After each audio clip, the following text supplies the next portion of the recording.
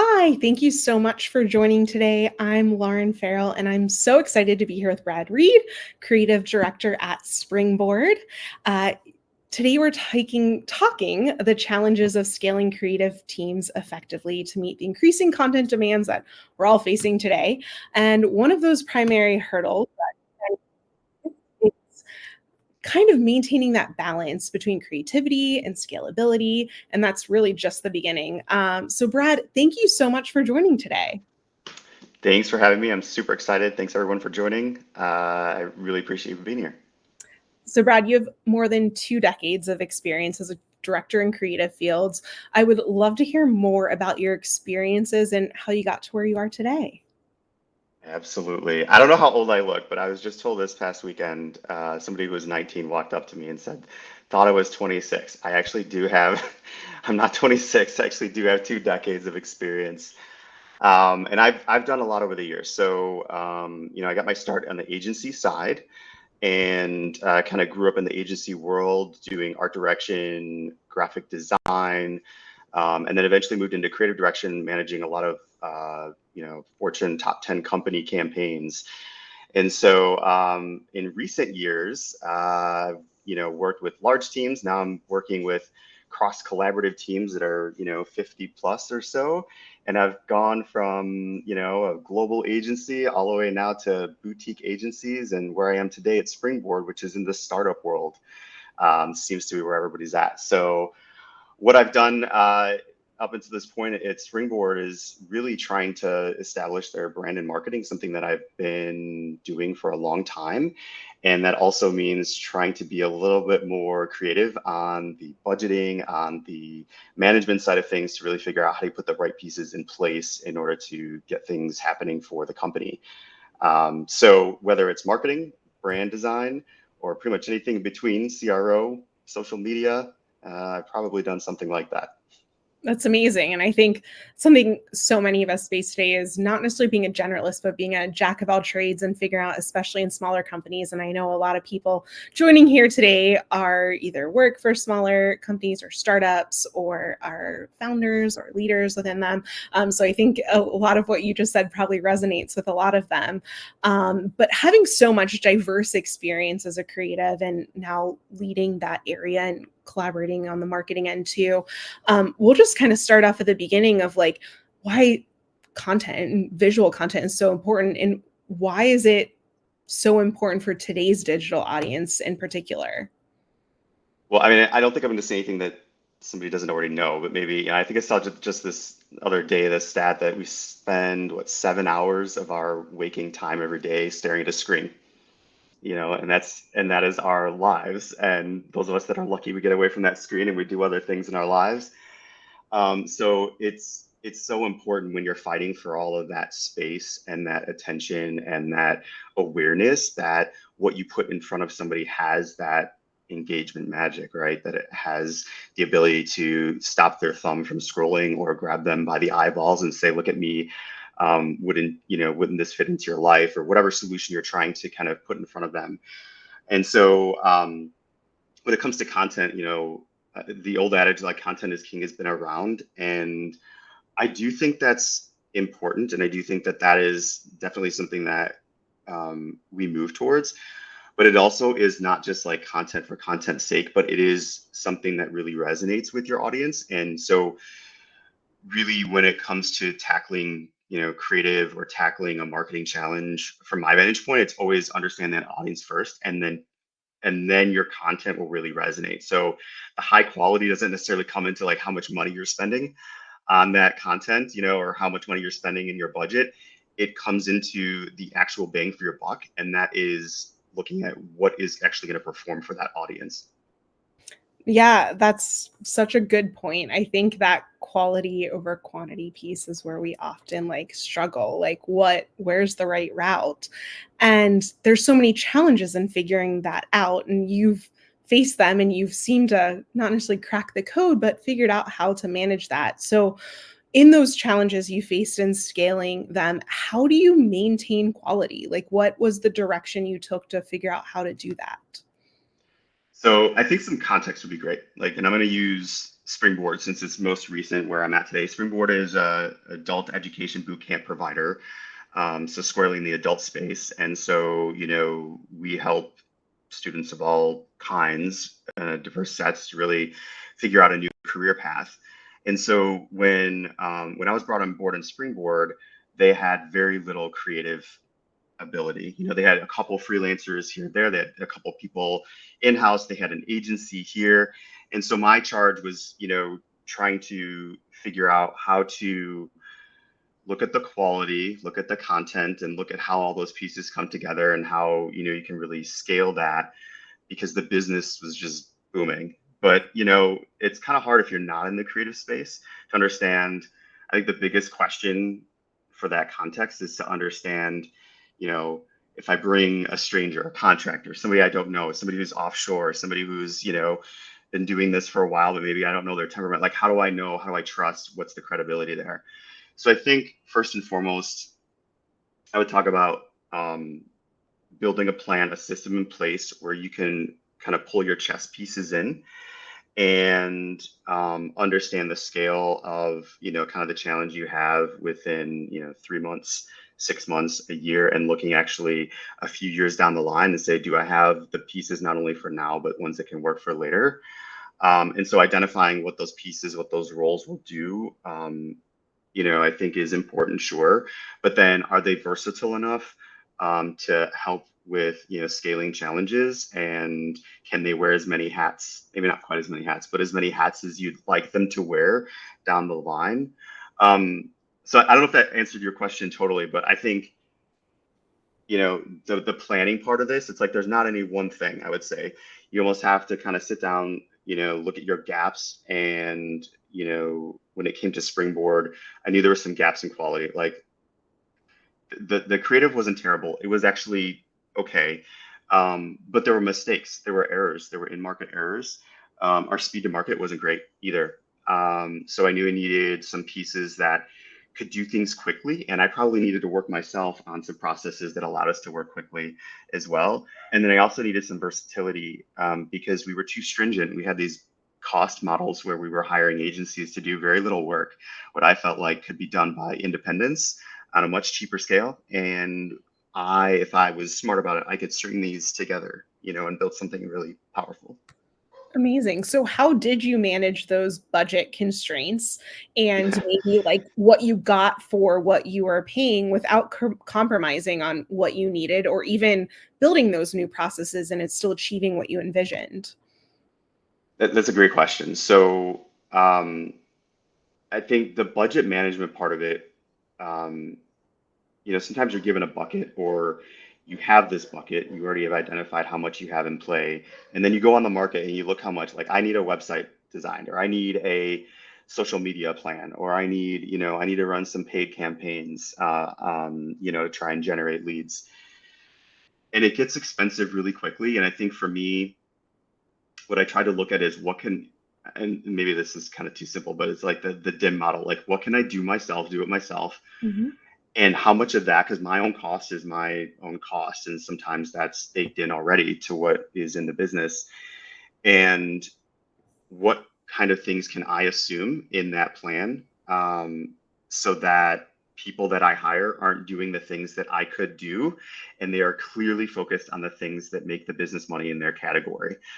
And so, I looked at a few options. I looked at independent contractors through like Fiverr and Upwork. I did look at like smaller agencies, depending on what the mix was.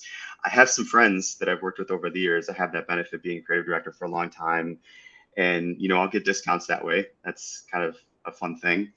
And then I looked offshore and thought, wow, that's something I don't necessarily consider.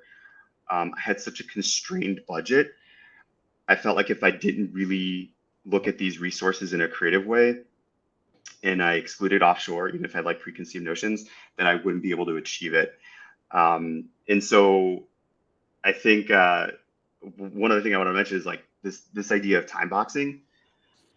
I don't know if anybody else works this way. I don't know if you work this way, Lauren, but like time boxing was fairly new for me within the last like 5 years. I probably did it inherently, but I didn't before I set out to do a series of tasks that led up to a larger project, that led up to a larger goal.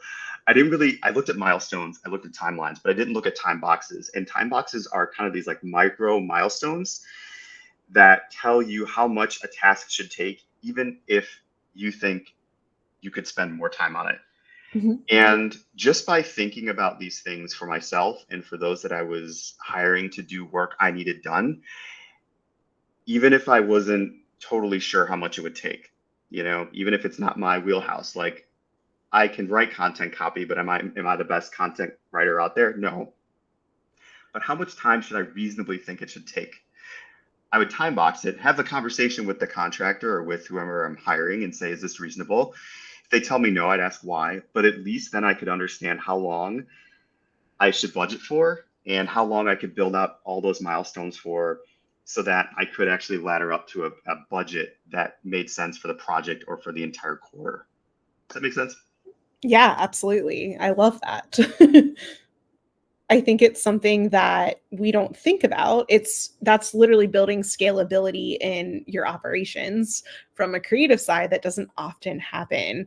But also understanding those repetitive tasks that you have, if it's always building a template or always building whatever, continuous piece or episodic piece of content that allows you to really plan that. I think a lot of us don't really think about in that way when it gets to creative and design and marketing. We kind of think about that in operations, Well, but you could get lost in yeah. ideas all day long, especially if you're in the creative world and you're like, it's like, well, I could do this solution or I could do that solution. And you kind of get in this iterative, like slippery slope of time going away.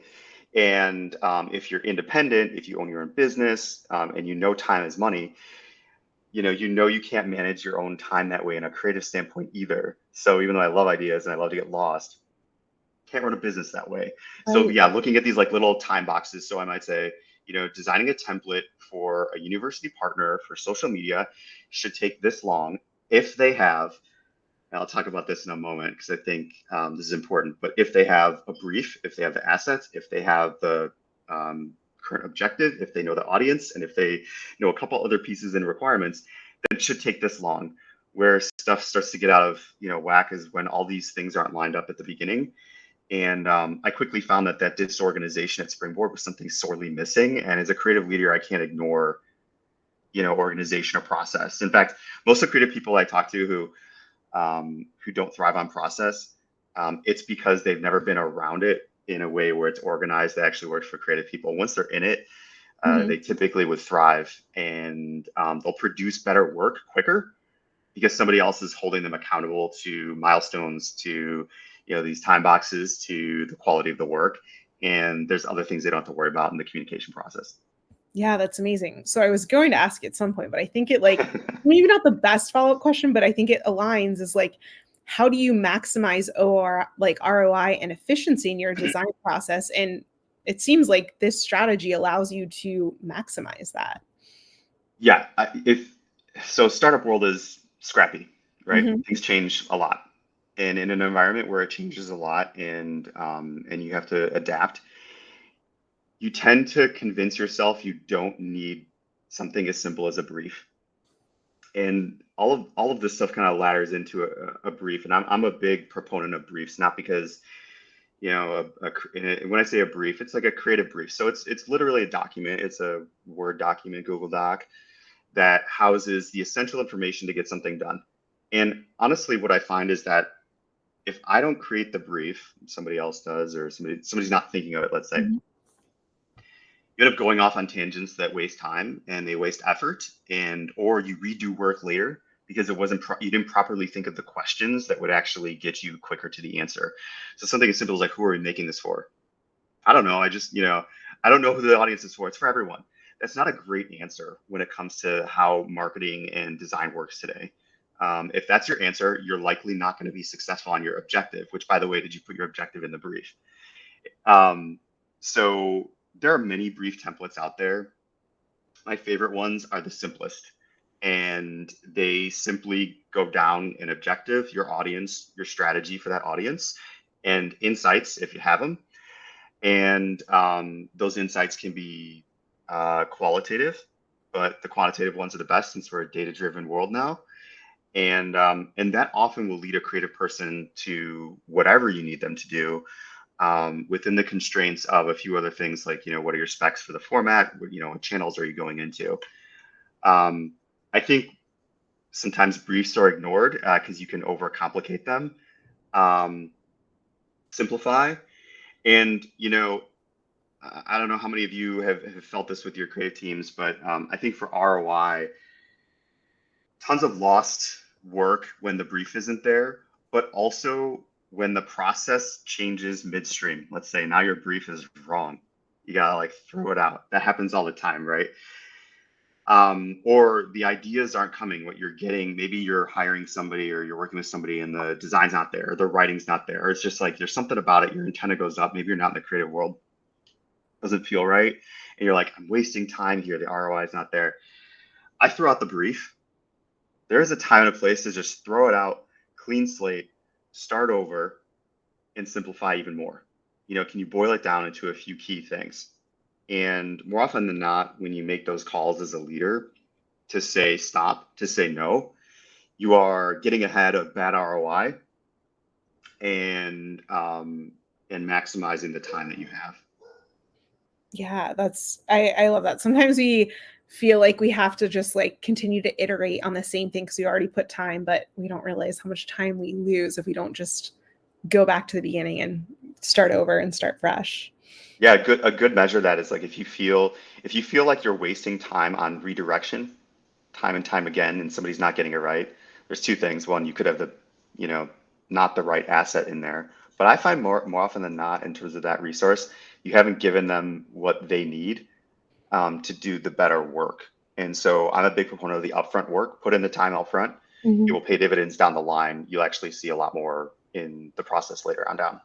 Yeah, I love that. So I kind of want to tie that too. So we talked about, some of the constraints you had and like limitations and needing to hire and some of the challenges within the creative process is the same challenges faced in the hiring process or, trying to scale with this small team and, build adding that creative person. So I know you mentioned, started looking at all these different options. So I want to learn more about, I know you ended up, working with marketer hire, but I wanted to kind of better understand how you came to that decision and how it helped your team as a way to scale your team. Yeah, and I will say market hire wasn't the only part of that mix of my team, but was probably one of the most critical decisions. I hired I hired a mix in my case, in this particular case for Springboard. Um, and I think what was most moving about including a marketer hire asset and I was, believe me, like offshoring was not, I had some bad offshoring experiences in the past, to be frank, and also had heard of some bad ones. And so it wasn't something that I was necessarily comfortable with right away. But I knew I did not have the budget to hire somebody that could be an assistant. And I really needed an assistant, somebody that could be a right-hand person that I could count on 100% of working hours, tasks. I was launching a brand for, a $40 million business. And their rebrand encompassed not only a 60-page website, but it included all these materials for salespeople, collateral. It included student stories. It included, I mean, you name it. It was all these things that I was lining up all the tasks in addition to university partnerships and B2B efforts that we were growing. And so I knew I was going to get swallowed up pretty quickly if I didn't have somebody right here. I couldn't afford to be frank, any of the people that I knew I could hire for the amount of time that I needed a designer that could hand some things off to, give them some direction, give them a brief and say, hey, I've got some ideas. Here's some ideas. What can you do with this? And so marketer hire was super important in this decisioning because for people that I needed a senior level designer to come in and do a quick project, fine, I had some resources. But for somebody to be there and somebody that I could count on and build a relationship with and not be sort of a fly by night resource that might be moonlighting with three other jobs at the same time, that person would be there for me. And so I discussed this with my contact at Marketer Hire a lot is, I need somebody that can be versatile, can work template work, but also I could push them to to come up with ideas, or maybe I'd have the ideas, but they could riff off of that and they could actually grow, you know? And then I think one of the other things that I care a lot about is I mentor and I coach people. I just tend to do that. I was like this close to becoming a secondary education teacher, back in the day, instead of going into this field of creative. And it's because I think there's value in building those relationships with people. And marketer hire, I think, aligned with me very well in that I didn't want just an assistant. I needed that relationship where we could build a rapport of understanding, and it wasn't just some offshoring person that didn't care and didn't speak the language. And I appreciate that very much about the way they approached the design assistant program. And so when it came to matching and requirements and looking at all the mix that I had in play and people, yes, there were these hardened requirements, but I also, somebody that's coachable, somebody that's young, hungry, still wants to learn, but somebody who had a little bit of experience and somebody who knew these channels like social and paid media and branding. And I was really happy with the candidates I had at play. And then that mix, in addition to what I had already put in place, was definitely just what Springboard needed. That's amazing. So I think it's so awesome how you were able to really rebuild this kind of process overall, not just with like the assistant, but also with the other designers. So I think that's also something that's really challenging is I think time boxing is really great to share and like these new processes you built, but how do you balance what you need where and people in different time zones and different countries and building this design style, as you said, building brands, building website, all of this. How do you effectively delegate and make those decisions and those roles and responsibilities to scale a team that is small but mighty? Yeah, I mean, at its height, like we don't have nearly the amount of contractors and team that we had, but we had 10, 11 contractors all working under creative for different capacities, including our design assistant from market to hire. And so, yeah, we had every time zone covered in the US, and then we also had the Philippines, which is a world away. So I think if you haven't done this yet, I think something I've had to think long and hard about is who am I as a manager and how am I going to manage that team and set their expectations right off the bat. I don't want to start the relationship off, with them owning how it's going to work. So not only do I talk about my philosophy in managing people and managing a team and what that team philosophy is, and I coach it, which is empathy, ownership, and openness, and there's things that go along with that. But I live it and I expect it from them, and I talk to them about my expectations. But we establish right away working hours, how we're going to work together. Part of empathy is understanding what people are doing and who they are and what capacity they're working with you. And so some of that is some give and take and some compromise.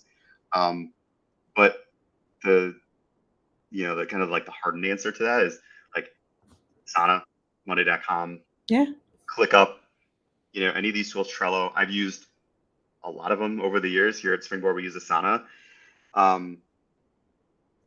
It's a godsend, if you're trying to manage and organize, but more so Slack. So right away was making sure we all had the same communication tools as a team. Somebody who's working, I was working with a video editor who is US based in Missouri, and he needed to collaborate with my Philippines design assistant. And I had a copywriter who was in the Eastern time zone. So bringing that team together for briefings, for regular meetings where we would communicate with each other as a team, as long as it permitted in everybody's schedule, and then making sure that we all knew the formats in which we were communicating. G Suite, Slack, Asana tasks. And it's my job to manage those expectations with them. And, it's very easy when you start with somebody new. Everybody has their own work styles. Some people love to procrastinate. Some people love to chime in at every single comment. Some people love to, waste time doing other things. Obviously, it's hard to disengage when kind of the personalities at play, especially if you want the best of the creative out of them. But bring those formats to a regular something, So you heard me talk about a brief. Every creative process that I work has some variation of the same kind of timeline. And so it includes a briefing, it includes step zones where there's internal reviews, and they know this up front. So it's not a surprise that we're going to meet on a day or a time. It's already before they started the project been established, and they've agreed to it by starting the project with me. That's amazing. I think that's so powerful. I mean, thank goodness we have all these amazing tools that we can use. And, having a leader like you, I feel like they're so lucky. I feel like one of the biggest challenges that's unique to brand and creative and marketing is ensuring that consistent brand standards and diverse design projects and styles and visual identities. How do you manage that across all of these different individuals that initially come in with their own styles and obviously adapt to that brand?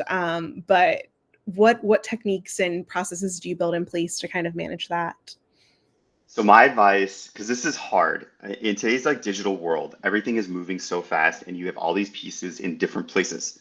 Alone, I think we're using something like I think I must use like 12 to 15 different apps alone, including now AI apps, right? Because we're all using AI to try and generate more ideas and try and get things done quicker, right? So if you've ever heard of Miro or some sort of like board-based app, we use Miro here. I'm a big fan of it. If nothing else, to put everything all on a single canvas, an unlimited canvas, kind of like Mhm. Figma, if you've ever heard of Figma. And I Yes. think to ensure brand standard, obviously you have brand guides, brand style. I don't think that's kind of a new thing. But when it comes to managing, we manage, somewhere between 12 and 15 university partners, and we do these launches and refreshes. And so it's important because we're working in all these different channels, formats, things that are not compatible with each other. We take it all and we put it into a kind of a lookbook before we do the proofing. And Miro board is really great for that. There's probably others out there, and you can look at various different kinds of, formats, channels, line it all up, look at the branding, look at what's working, what's not working. And this will usually be done at an internal review with me when I, get to see most of the creative, and then I can share that with stakeholders. We can say, maybe there are exceptions for the brand, and we want to define that here because we understand that the channel is different, but you can't really see it until you see that full picture. And it's a great way to step back too. You can zoom out as much as you want, even on your, have a big monitor over on this side. And in this digital world, it's really hard to do that. If you were in print or if you're around, 15 years ago and you were printing things out, you could look at it in person. It all made more sense. So I'm a big fan. Develop a lookbook, line it all up, make sure it's all, where it needs to be. And then you do your QA process against your style guide. And that will kind of define for you, along with any rules you've set in place, whether it's going to work. The other part of that is really establishing those brand exceptions before somebody touches the work. So I usually put in about an hour or two before a designer, content writer, or a video editor gets to work. And that's at the briefing stage. And I look at the brand that I'm dealing with, the client, and I say, do I want to think about any exceptions? Because I know some people are going to be doing some work, or some things that I would want them to care for. And I align those up front. I don't want any surprises later. Oh, I thought I would do this because this is what it is. Or somebody interprets very literally what they're seeing in front of them, and so they really don't do anything inventive. Give that direction in the briefing because you've done the upfront work. It doesn't take long to define it up front. And then when you get to that lookbook stage, hopefully you'll just be identifying the small things that need to be tweaked. Amazing. That's super helpful, I think, to really understand and prioritize that. So before we get to everyone else's questions, I want to ask you one last one to kind of tie it up, and that's really your advice. You kind of built this, creative team and design team and marketing and so much at Springboard and obviously at other companies too, but someone else who's kind of in your shoes, who's kind of like trying to figure out, I have limited budget, I have so much to do, what would your number one recommendation be of like either where to start or what to focus on when you first get into that that situation? Yeah, it can be overwhelming, right? Because you've got a problem or you've got some challenges to solve. I always start, I start on paper. I actually start on physical paper. Maybe I'm a little more old school in that way. And I start to make a list of the prioritized list of the areas that need to be solved. And then, I'm a big fan of lists, so I will make a list of those priority areas, and then I'll line that up to my, sort of areas of where can I go for resources? And sometimes you only know what you know, right? You can get caught in this like cycle of I don't know where to go. So a lot of times I'll go to my LinkedIn friends, my LinkedIn network. I'll talk to some colleagues from former places, and I'll bring them some of these challenges, like where would you start, VPs of marketing, et cetera, and try and line up the resources. But like building that plan out, right? It can be daunting, but I think one thing that we haven't really talked about as like a tool or like an answer to this question is like, if you're a leader and you've got a million things to do throughout your week and it always changes and you're trying to make best use of time, I think the simplest thing to do is find that one thing, because sometimes we can't like create the whole plan and we just need to get something. Find that one thing that week. And what is that one thing that you could put up against in a budget as you're planning out your month that could really make an impact? And you line up your biggest impact and your biggest priority against objective and then make a call. Sometimes you can't do it all. And that's a good sanity check to say, am I trying to do too much? So I hope that helps answer the question, but I'm not going to say I have all the answers. It's still a puzzle piece and it changes every time. I've never built the same thing at any business I've been at because the business challenges always change. Yep. But I will say making simple lists each side and then doing your sanity check of like what's most important. And if you can't define what's most important, I think that's when your LinkedIn network, your colleagues will be extremely helpful in helping you decide, what is going to give you that, extra something, based on what you're looking at in your goals and objectives. I love that. And I think that's such an important point is it's not the same for everyone or every situation, or even you as each individual, their own business or their next business or their future can be so different than another. And the way you approach it might need to be different. It can't always be the same. I mean, like I didn't set out to, like double our production on Springboard and, like cut timelines by 2 weeks. I will say that wasn't part of my objective as I laid out, but I knew there were certain things that needed to happen. A brand relaunch, university partners, bringing something in-house, a piece of business in-house that was, costing the agency costing the company quite a bit of money on agency fees. So I kind of lined all this up and said, reasonably based on this budget, could I do it? And if not, can I get more budget? That's the other option we didn't really talk about, is where can the money come from? And sometimes it can come from a creative place. And in my instance, I did get some creative answers to questions that I was asking about. Can we borrow Peter to pay Paula in this case to be able to make something work? And sometimes that's a give and take you can make in a larger org.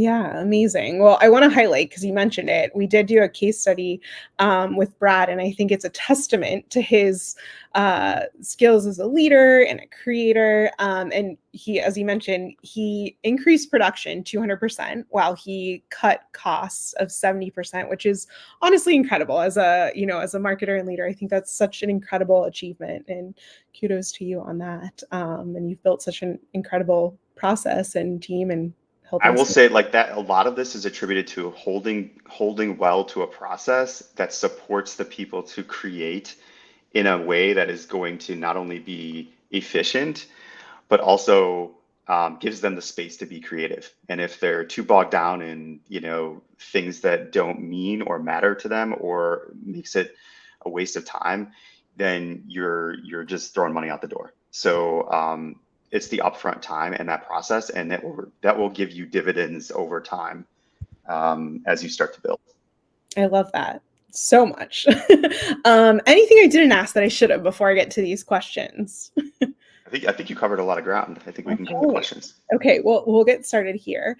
So what kind of work did you give to your design assistants? It's a great question. Yeah. So I gave really, I don't want to make this, my design assistant was Maxine.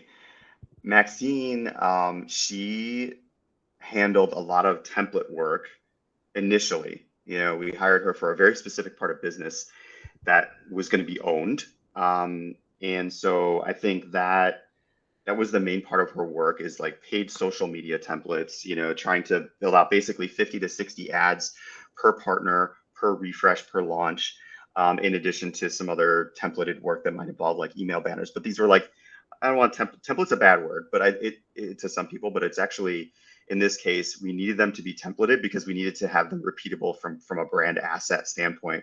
So she had a lot of experience there, and I was very impressed with how she was able to evolve what was the prior work. And then Maxine and I worked on a lot of stuff together. So since then, because the business changed halfway through, and this is why I was really impressed with the way Marketer Hire handled the search process. We worked on collateral, video work, learned Figma for the first time to work on landing pages, collaborated directly with copywriters to be able to churn out creative for banner ads, for other kinds of graphics in the digital space. And then, even she was the inventor of the Slack emojis for our rebrand launch, which was great. Wow. I just turned her loose because she's in that space a lot. And I was like, you know what, let's do something fun. So I think it's a testament to the versatility they were able to find in the candidate with Maxine. And I found it didn't matter if it was something that was like hardened sales, something that was going to a B2B audience, something to a B2C audience that was a little bit more fun, something that felt personal, something that was transactional. It was all handled by Maxine. Actually really impressed with that. That's amazing. That's, first of all, I'm going to say what a fun project that sounds like overall, but that's just incredible to hear kind of what was achieved. And I do want to mention, just because I know a lot of people here aren't familiar with kind of what Brad has been talking about and what we have with the design assistant, but at Marketer Hire, we offer expert assistants and 3 different types, marketing, design, and sales, and they're able to help in each of those 3 channels. And Brad had hired Maxine to be a design assistant, and they're quick learners. They can support your team in different ways, and I'm putting right here for all of you to see if you have more questions. And as I said, Dan is here to help answer, and you can view it here in the chat as well. But those different assistants is just they're full-time, 40 hours a week, and they're at a set rate of $3,000 per month, and they're dedicated to work for you. So Dan's here to kind of help answer those, and Brad providing some of his insight and expertise before I jump back to more questions. But if you have questions on those, Dan is here to kind of answer and explain beyond design assistance, but also if that's, I know this is a design and creative conversation, so that's one way that Marketer Hire can help with that. So another question I have here is, how do you address concerns about outsourcing freelancers offshore internally? And I guess you could answer that in a couple of ways, whether that's an internal conversation or you personally. Yeah, the conversation usually revolves around 3 concerns, I would say. And so it's usually it's going to be slow, it's going to be low quality, or but it'll be inexpensive. Usually that's usually the understanding, right? It's usually like speed and quality and like a barrier to communication. I will say, and I can only speak really from hiring Maxine and working with the great Marketer Hire team, but I addressed some of those concerns internally and my own after having an intro call with the candidate and also throughout the search process. I think what set it apart from prior experience was that, first of all, there was no communication barrier. And when there was, like, we would laugh about it because, the Philippines, there are just some things that I didn't understand and I wanted to. And actually, that was kind of one of the cool things, is getting to learn a little bit more about a different culture. But we had a lot of shared culture as well, that was kind of cool to talk about. And so that wasn't really a big concern. And for the quality, I think what you often don't think about is what that person is also expecting and needs. And because I was taking care of the quality in terms of her production, she was taking care of the business on her production. And so I think it's very much a mutual, kind of a relationship. And when we started talking, I think we did talk about the quality and what the expectations were. And internally, I was able to kind of talk through what is my process going to be with this person and actually make it, kind of come to life for them as we talked about like what a day would look like for this design assistant. And then actually made that happen so that we could, actually fulfill on what we were setting for. So I understand believe me, I understand the reservations, but I will say this is not like any of the other offshoring conversations and offshoring concerns that I had come across before. Amazing. So this is more of a design specific question, and it's probably something that is very specific to each individual's process, but I think you can probably give some guidance. Is how do you decide in your design processes what should be templates and what shouldn't be?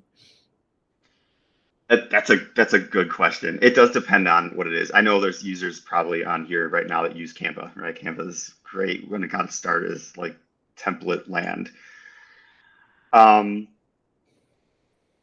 think templates, it's a business decision, right? So I usually ask myself, um, is there a reason for the template that allows us to work quicker that won't impact the user engagement experience? People are savvy enough to kind of know when they've seen a template. But if there's no impact to that, meaning the user isn't going to see that, I'm thinking like a paid social template where who knows if the impressions are there, but somebody's thumbing through a bunch of other items on their feed and may not see it, like you do. I think it's a good time for a template, or when it's, something that restricts. When it comes to designs, not all of us, I think on this call, probably designers at heart. Maybe we wear a lot of hats or marketers. Um, I think you make that call based on the taste level for your brand and say, does this reach the audience in a way that I feel like is going to effectively, reach it? And if not, then I'm going to pursue the creative approach. I that's a wishy-washy answer, but I do think like I usually go to the business demands first and say like, will a template work and will it save time and money? If it will, then why am I going to spend time doing creative? Then there's like this gut check of, is a template going to fail this audience? If I go to a template and start there, sometimes I'll start from a template and then I'll do my own design work because I'll be like, I don't know if I really like how they did something here. You make those creative calls or, you have to make whatever changes.